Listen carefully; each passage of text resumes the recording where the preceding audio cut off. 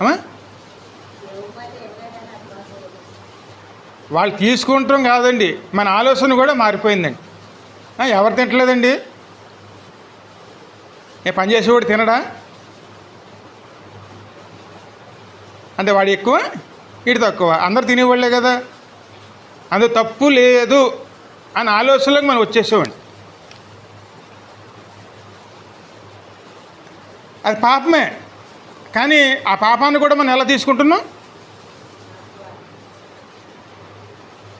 అదంటే మన జీవించే విధానంలో కామన్గా తీసుకుంటున్నామండి. అలాగే ఎప్పుడైతే మనం ప్రవర్తిస్తామో అప్పుడు అక్కడ ఉన్న జనం, ఎందుకంటే అటువంటి స్వభావం గల ఎలా ఉంటారండి,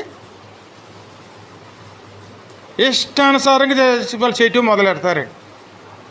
ఇంక దేవుని వాక్యం ఉండదు ఇక్కడ. అందుకే పరిస్థితులు ఎలా మారిపోతాయి? దేవుని ఆశీర్వాదం నడిపించదండి. మొత్తం పరిస్థితులన్నీ కూడా అన్నీ మారిపోతాయండి.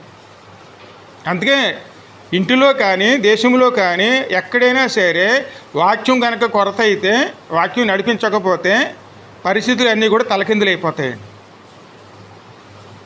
ఏది తప్పు ఏది మంచో మనం తెలుసుకోలేని స్థితిలోకి మనం వెళ్ళిపోతే దాన్ని అంగీకరించేవారుగా మనం ఉన్నాము అంటే, వాక్యం లేదనుకోండి అంగీకరిస్తామండి. వాక్యం ఉంటే వాక్యం ఏం చేస్తుంది? తప్పుని తప్పుగా చూపిస్తుంది. ఏది చెయ్యాలో ఏది చేయకూడదో మన ముందు పెడుతుంది. కాబట్టి మంచి ఏదో చెడేదో మన అదే ఇల్లు కట్టుకోవటం అండి. ఏది మంచో ఏది చెడో మనం తెలుసుకుని మంచిని ఇంట్లో తీసుకుంటాం. అదే కనుక పనికిరాని చెత్త ఎక్కడ పెడతామండి? తీసుకెళ్ళి బయట పడేస్తామండి. అదే ఇల్లు కట్టుకోవటం. ఆ ఇంట్లో కనుక వాక్యం లేకపోతే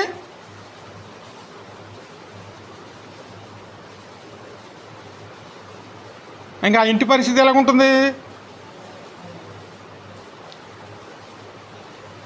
అందుకే దుష్టులు నలుదిక్కుల తిరుగులాడుదురు. ఎక్కడ చూసిన వాళ్ళే కనపడతారండి.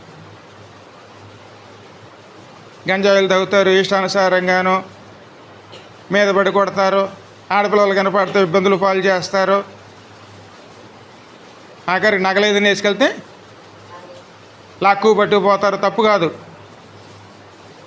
ఇది ఎక్కడ చూసినా ఇదే పరిస్థితులండి. కారణం ఏమిటి? ఎప్పుడైతే మనం వాక్యానికి విలువనివ్వలేదో, ఎప్పుడైతే లోకానుసారంగా జీవించడం మొదలుపెట్టామో అప్పుడు పరిస్థితులు అన్నీ కూడాను మనకి వ్యతిరేకంగా మారిపోతాయి. అందుకే యెహోవా పట్టణాన్ని కాపాడిన యెడల దాని కావలి కాయేవారు ప్రయాస